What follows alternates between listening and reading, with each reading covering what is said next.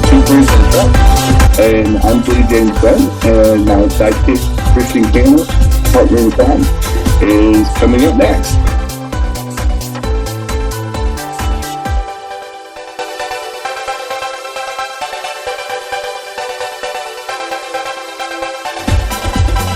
Hey everyone, I'm Jim's sidekick. Welcome to Two Birds in a Truck. Hi y'all. See you soon.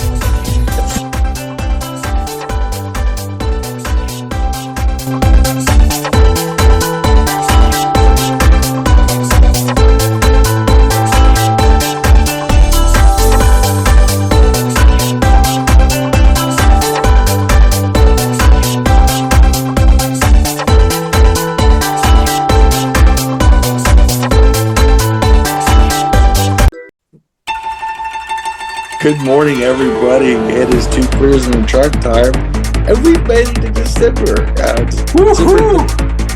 To be scientific and factual, it is just me and wow, it's kind of shocking. Of course, we're in the throes of the holiday season. Of course, it's my leisure comedy. I can't stand winter. I can't stand. Even though technically we're in the fall, we're on December 21st, but a lot of. So do you think being in West Hollywood's going to change all that? I mean, probably not. I'm probably going to be an asshole. You want to know the truth? I'm probably still going to be a miserable person. I don't know, at a Baja, but I don't know. This wasn't something I planned on talking about, but since the subject came up, and how we go down rabbit holes on our shows, right. Our sister shows, Coffee and Pan Dulce for y'all. Yeah. I've always never listened to that show. Jump over. It's pretty much the same, except on that show, Christian talks more on that show. He leads that show. Right. And I lead this show. But this has been a running joke ever since I've been on these shows, and we've been doing these shows together. For myself and Christian, we've been doing this together since 2019 in some form or fashion. And every year when we come up to this part of the year, I'm happy for Halloween, and then I'm bah humbug. Pretty much, and I'll admit it. I'm very self-aware. I am a miserable person to be around this time of year. Yeah. I don't like the holidays. I don't like the commercialism of them. Yeah. I don't like a lot of what goes on during this time of year, and I'm not religious. So the Christmas is a Christian holiday, and so that's number one. I do like Festivus at some point because from the Jerry Seinfeld show, only because I can complain. That is my kind of holidays. A holiday that starts off with you being able to talk about your bitches and gripes. That to me has an appeal to me. Thanksgiving I moderately like because of the food aspect of it. But other than that, the holidays to me do a lot of forced, awkward socializing. I think the priorities shift in the wrong way in many ways. I don't think it's done anybody any favors. It's a lot of pressure on especially parents and loved ones to spend a lot of money that they don't need to spend on useless consumerism. And I think it loses sight on why we even celebrate these things. And I think we lose sight. Not to get too preachy, but we lose sight on our priorities and we kind of lose our minds a little bit. Like Black Friday's a terrible day. If you work in the retail world, it's miserable as hell. People are fighting for each other for TVs at Walmart because they're on sale and they're saving an extra $50. And old ladies whacking people over the head for a friggin' clock radio. I don't even know if they make clock radios anymore. That tells you how old I am. But I think that's what bothers me the most is standing at line at 1:30 in the morning for a $5 t-shirt. It seems kind of bizarre where national grown adults make a lot of bad decisions in December. It seems to be, between Thanksgiving and New Year's Eve, where people go out and do dangerous things like over drinking and over partying, and just it seems like all these holidays drive us to have no impulse control whatsoever, no self control whatsoever, and just go nuts. It turns everyone into Trump. Yeah. For about, especially these 6 weeks between before Thanksgiving to the end of the year. Yeah. It seems like we just say, fuck it. We're going to be as stupid as we can be. And I think that's what I don't like about it is then, I think it's one of the reasons so many people make New Year's resolutions. Oh, I need to lose weight. And that's why the gyms are all full. Workout places are all full in January because people go out and destroy themselves. And we go through the yo-yo dieting and, we're going to eat more salad. And we're going to eat more greens and we're going to exercise more. But we wouldn't have to do that if we didn't destroy ourselves during that 6 weeks. like there's this weird, and I think we also party hard because we also know we're going to spend too much for Christmas, and we're just going to overdo it to the point. Whereas if we would it's almost like we need a holiday between Halloween and Thanksgiving where we set our intentions for this time of the year, and we just tell it we have a holiday where we like Festivus where we put a limit on ourselves. Like it needs to be on November 15th because there's not really a big day on November 15th where we just promise to behave for 6 weeks. Yeah. We promise to behave till January 1st. And so, like we make a blood pact with somebody close to us and just say, okay, so we need to call it like the self-control holiday or something, and where we tell each other to cool it, before it gets started or something. But yeah, it's one of those things, and it's a running joke. In fact, we've made it the theme of many of our December shows on Coffee and Pendulces because of my notorious hate of these holidays, especially I can't stand Christmas. It's my least favorite one.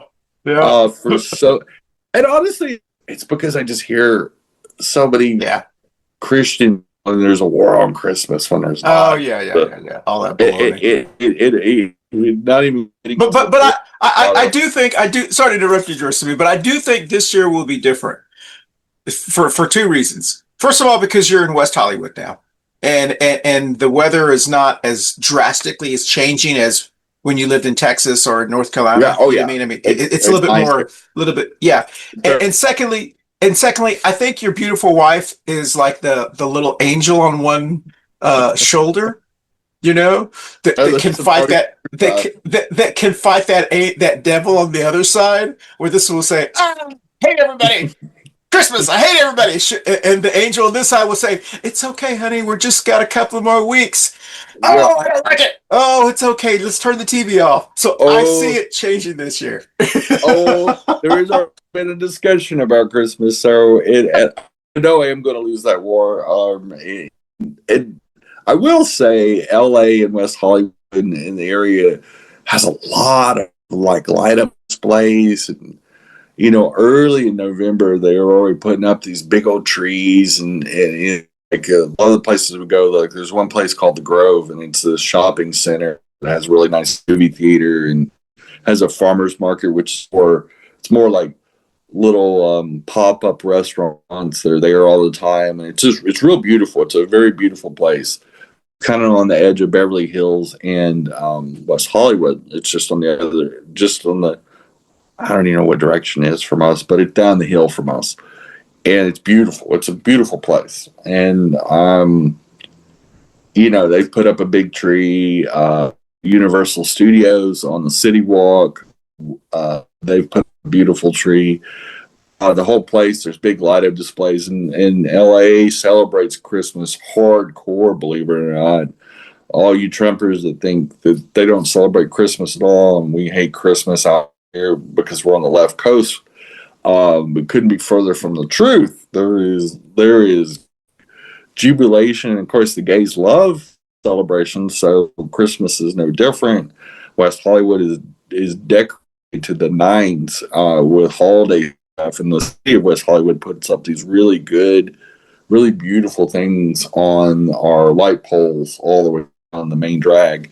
There is Christmas is alive and well in California, and I know I have no doubt that I'm going to be celebrating it quite a bit with a smile on my face, even if I got to paint it on. And you are right, my much younger, very much prettier wife is going to probably put a lot of cheer to me, and I'm going to turn into the Grinch, and my heart will go 4 sizes too big, which is not a bad thing, but you know, and I'm very grateful for that. In all seriousness, you know, she is the light of my life, but at the same time, many of the reasons I don't like Christmas is because of loss in my life. And many of the people that I lost along the way. And it's something that many ghosts walk amongst me in the month of December. And Christmas is a reminder that they're not here anymore. We are up against our first break.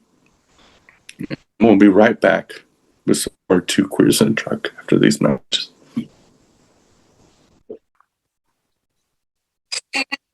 Hey, everybody, you can catch us on your favorite audio podcast platform, Spotify, and all Apple Store, the Google machine, and whoever else does podcasts. We're on there. We broke in, and we're staying.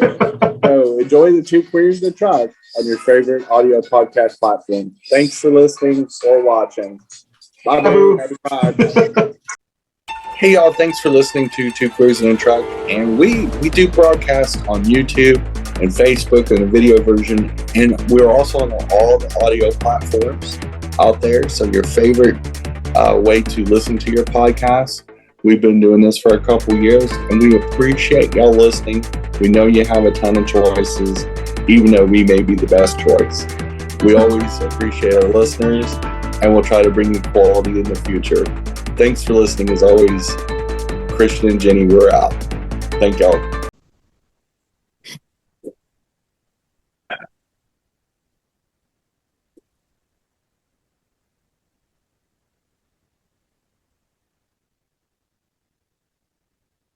And we are back. Before I be a weepy old lady, we'll change the subject. Interesting fact that's happening, and it is a phenomenon that I didn't know anything about. I had not heard this.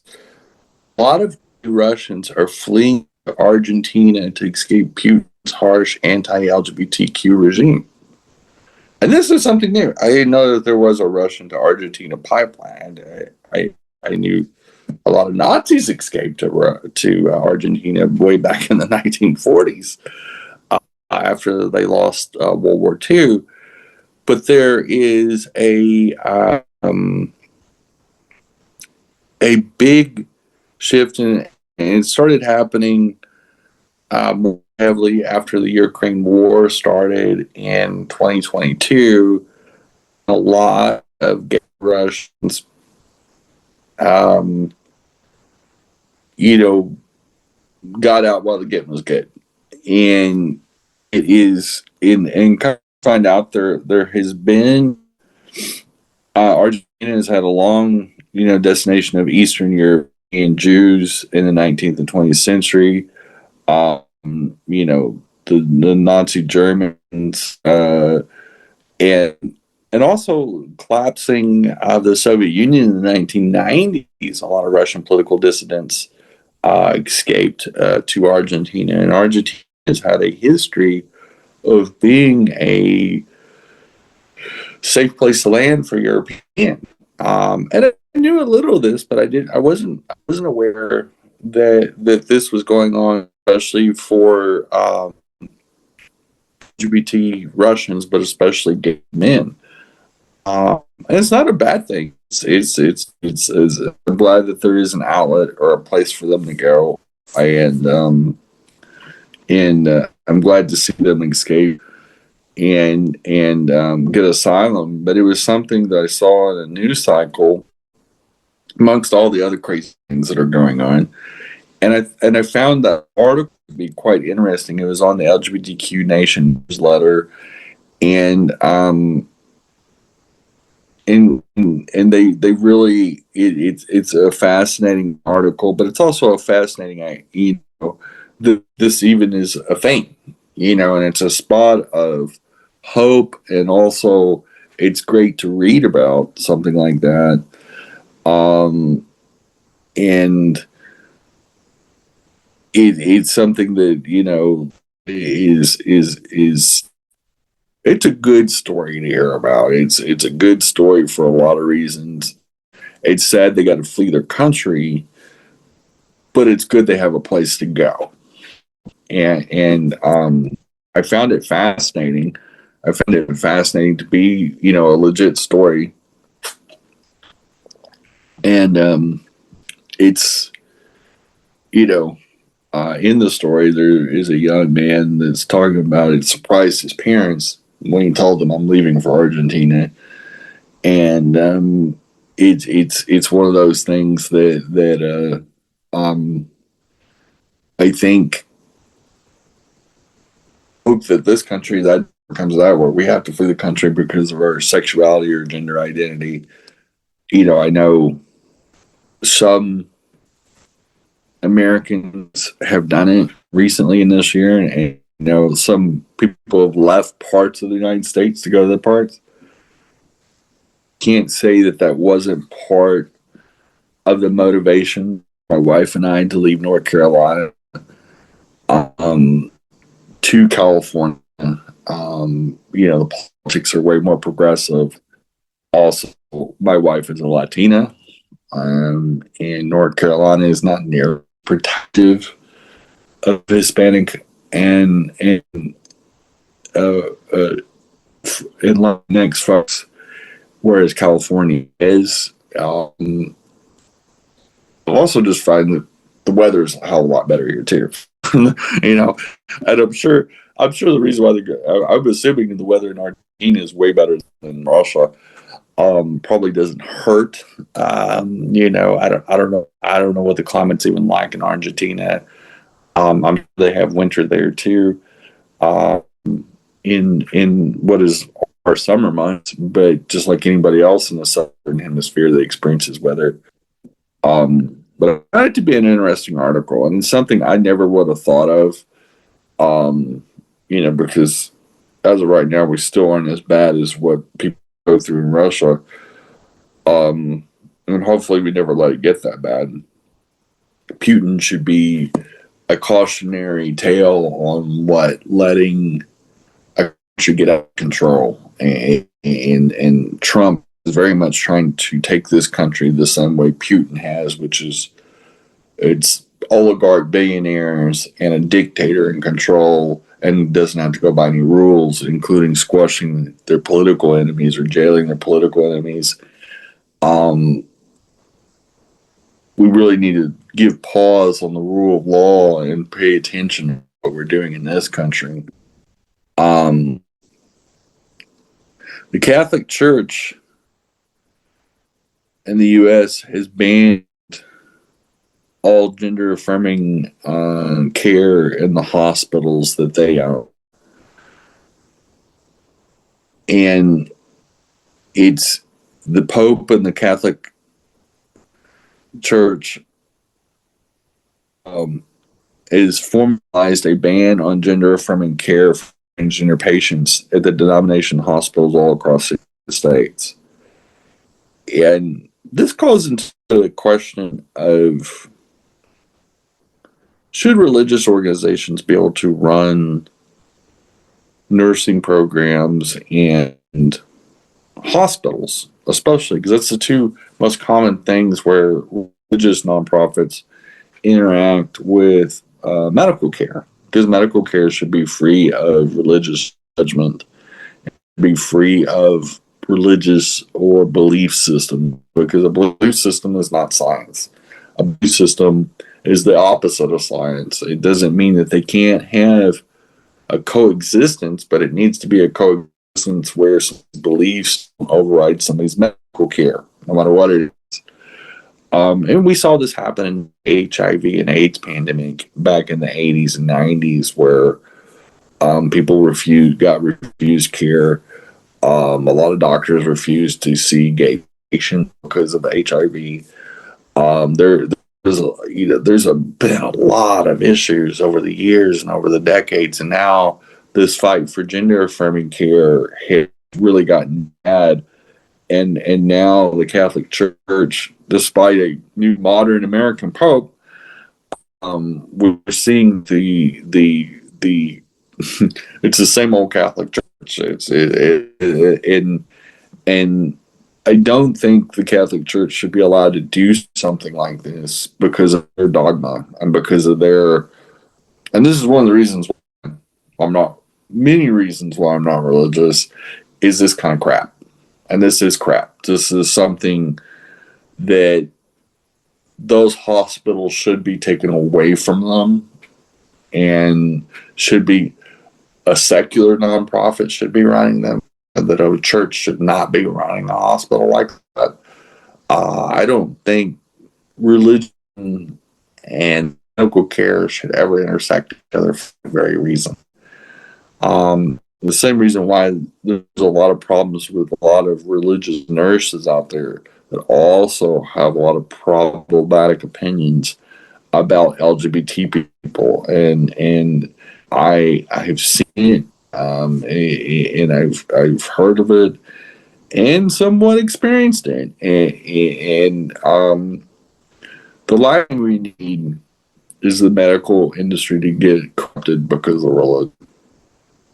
And I strongly encourage people to speak out against this, and it should generate a severe lawsuit, and probably, rightfully so. There should be a separation between the medical industry and religious beliefs. It's not a healthy.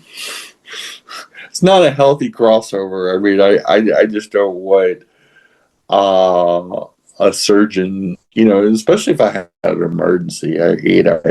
What's off-putting is something that has nothing to do with my gender identity or my sexuality.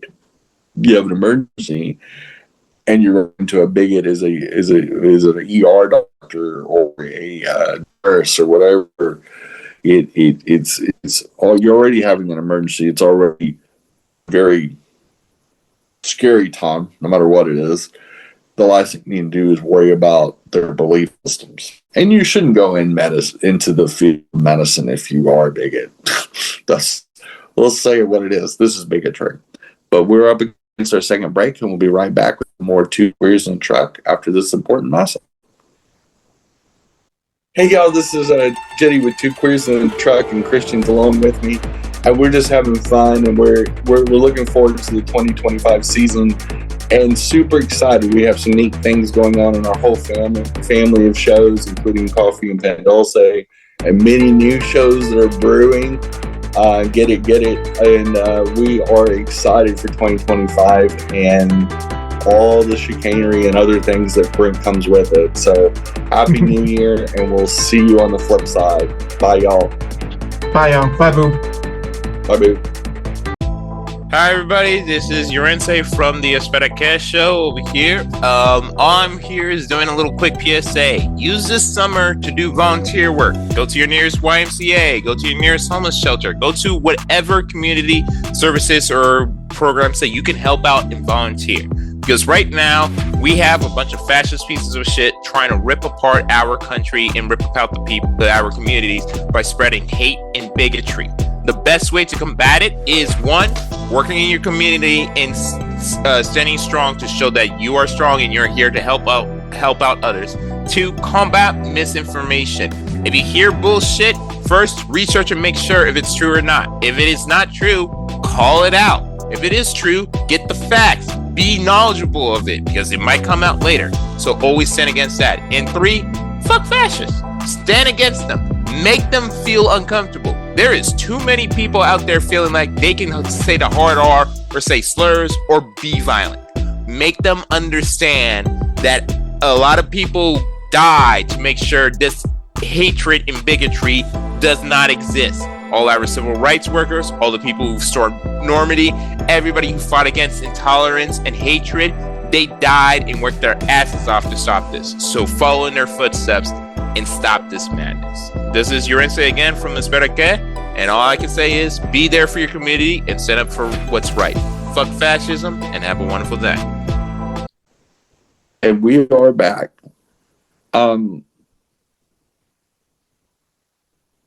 It's one of the most interesting things that's happened recently this year, and it didn't make a lot of news, but the Netherlands elected their first gay prime minister. And it's the Netherlands is an oppressive country. It's just that it's cool to see 38-year-old Rob Jetten and his hockey hunk fiance with him to the prime minister's residence. And this is how the R read. So hockey hunk. Hockey hunk. He must have what a headline. Very, very athletic fiance. And this guy's not bad looking either. But he kind of looks like a Pete Buttigieg kind of white gay male, and it's Netherlands, so you can expect that. But they like their first openly gay prime minister, and it brings me, especially since this show's got the word queer in it, 2 queers in a truck, and it's interesting because that is something that has been disappearing in American politics a little bit in certain ways, is that we haven't had an LGBT president that we know of. Maybe there's been some rumors about some of our former presidents long since dead. A lot of people said Lincoln was secretly gay, and there was a whole bunch of rumors in the windows about certain presidents over the couple centuries that we've existed. And there's been some LGBT politicians, and there's some that are still in the closet, like Lindsey Graham. And I don't think he's the only Republican that's in the closet.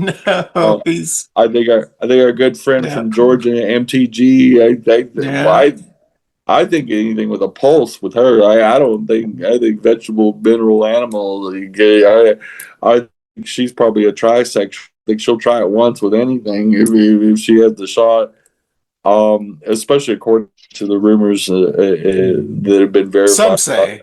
Some say allegedly. Some say allegedly. And then we have the Matty Cawthorn. That was a former Republican congressman from North Carolina, from our neck of the woods. Speaker of the House. Some say the Speaker of the House is first gay Speaker of the House, openly gay Speaker of the House. There's a good, strong possibility that Holy Moses Mike, Holy Mike. might have a little sweet tooth for bands. Mm-hmm. Would not shock me at all. Yeah. I mean, you just watch some of his mannerisms, and you just go, It's not that. Even before the weird masturbation rumors and just a whole bunch of other.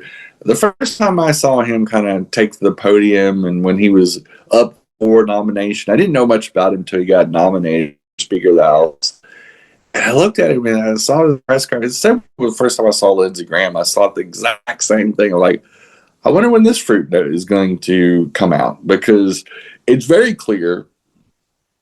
When the first time I saw Lindsey Graham speaking, I was like, "Oh, Queen, what in the world?" may not be gay, but they're on their way. You know, like if they're straight, I'm shocked. You know, and you know, the Grams never publicly came out, but I think everybody knows. It's almost like a don't ask, don't tell. We don't Yes. really want to know. We don't really need to know the details. It'd be kind of Why nice do you to be- think? Why do you think that is? Oh, you get fired by the state of North Carolina. The people in South Carolina. Well, South Carolina. Yeah. Yeah, South Carolina. I mean, why do you think that the South Carolina culture, so to speak? I know there's no such thing, but the South Carolina culture overall, whether it's the very conservative blacks, which they have a lot of very conservative blacks, or the more rural, MAGA person there, do you think that they are okay as long as he doesn't admit it? Yeah, because they have family members. They have their own family members that they're okay with Sure. Jamal or so and so being a drag queen up in North Carolina, as long as you don't bring it all here to South Carolina. I mean, I'm curious. I think it's something that goes, you know, because I being from Texas, being from another Yeah, exactly. It is. I've heard this in several different ways, but it's more like, as long as you don't put it, you know, push your gay agenda and throw it in my face, even though usually people that say that you actually want it thrown in their face. Exactly. But more than one way. Just check their browser history on what kind of porn they watch online. When you come out of the closet, no matter what you come out, trans, lesbian, gay, bisexual, whatever it is, it's a reflecting dish. It's a mirror. Except you put that mirror up against everybody that you know. Sure. Everybody that has an attachment to you.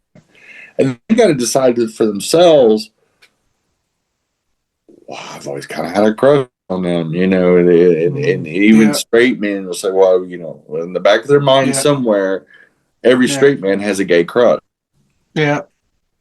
And or they've, you know, everybody's probably had at least one gay or lesbian thought, depending on who you are at one time, or, you know, whatever. And I think it makes people look inwards toward themselves.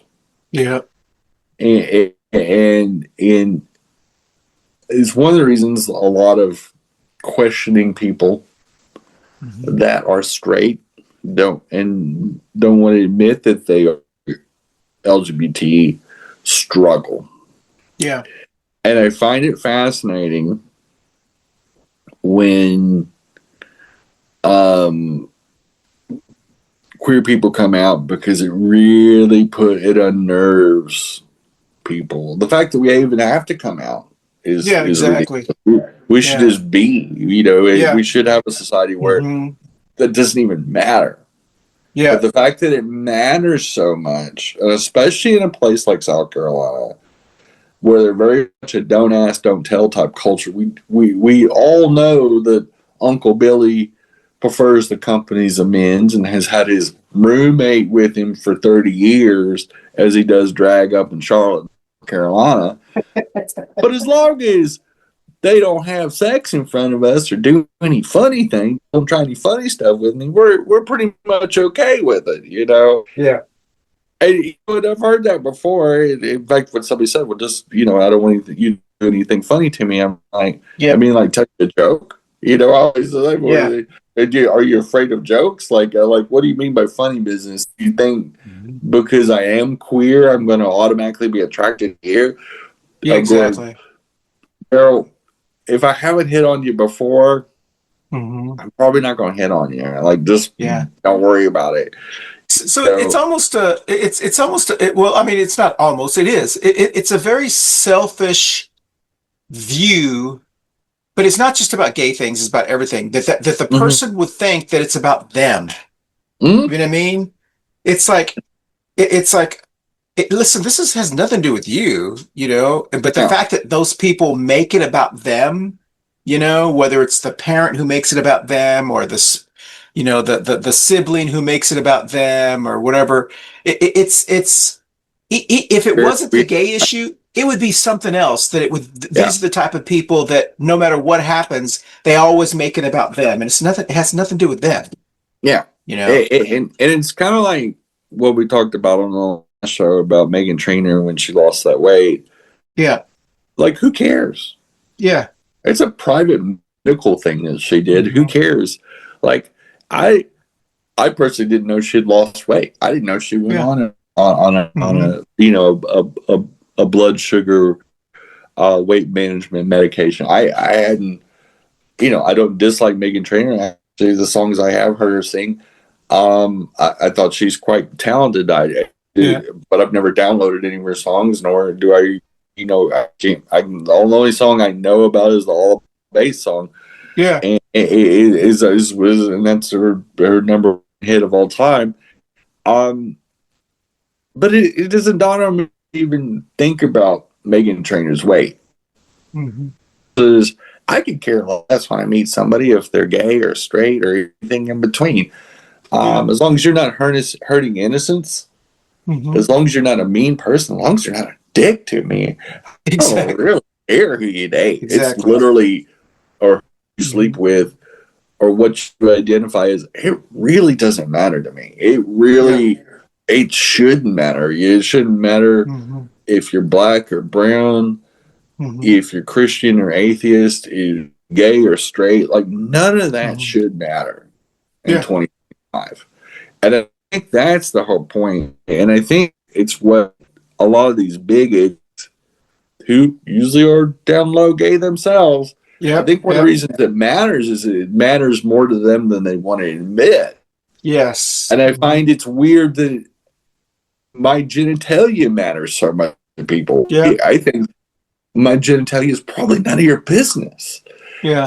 And you know, and it's like Nancy Mace going as her Halloween character was the genitals inspector. She literally walked around with a little badge around Mar-a-Lago, the sleazy golf motel of Trump's, at his Halloween party as a genitals inspector. Now, and she's also from South Carolina, and it speaks to the mentality that, number one, that's insanely creepy, and they're very, very creepy. But it's also, too, it's very a weird thing about people's obsession of genitalia, sexuality. The same reason why it pisses me off when somebody asks me where I go to church, assuming that I'm Christian. Yeah. I'm going, number one, it's none of your business. Yeah. What religious affiliation or non-affiliation I have. Number one, it's none of your fucking business. That's a very private thing. Number two, I'm usually not going to answer that. Like, there's a lot of questions I won't answer because it's honestly none of your fucking business. And I'm not going to, especially somebody I just met. I've had it happen at political events. I've had religious types try to impose their fucking agenda on me, and I'm like, no. Let's pump the brakes real quick. It's none of your fucking business where if I go to church. Let's just start there. Like, it's none of my business what you do in your bedroom, so if you want to do the donkey show in your house, that's up to you. You're the donkey. It's none of my business how gay you are. It's none of your business how Christian or not Christian I am. And I think too many busybody, nosy ass conservatives should mind their own business.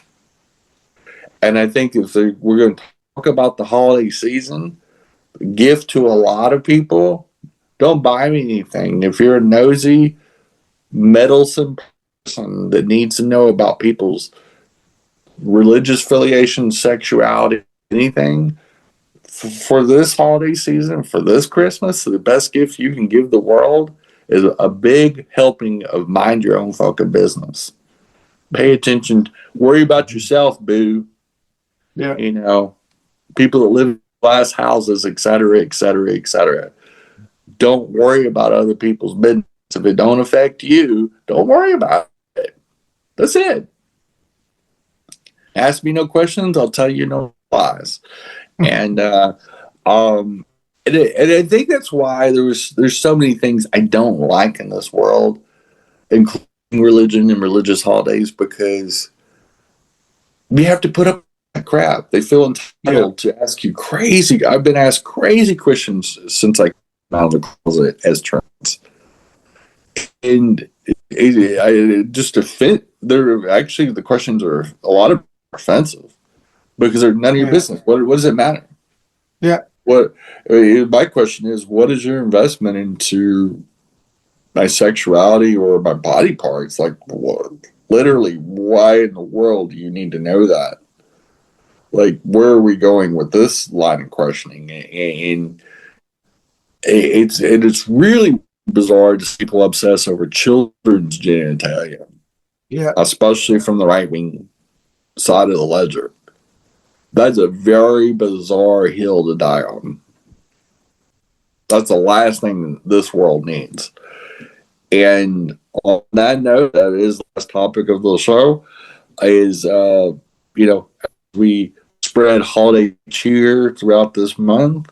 A gift to anybody that is listening or watching the show, if you do have a preoccupation about what people are, maybe you should look in the mirror yourself and wonder why you are that way. And most of all, Merry Christmas. Mind your own damn business. Y'all have a good week. Please keep out there during this crazy holiday season, and we'll see you next week. Bye, y'all. Bye, boo. Bye, y'all. Bye, boo. Hey, y'all. Thanks for watching Two Queers in the Truck. And it's December. In fact, it's December 3rd right now. But y'all be safe out there. It's crazy. It's the shopping season. It's fully underway. And, gosh, they just don't go too crazy. Live somewhere in the hedges. But anyway, we will see you next week, and y'all have a great holiday season thus far. Bye, y'all. Bye, y'all. Bye, boo.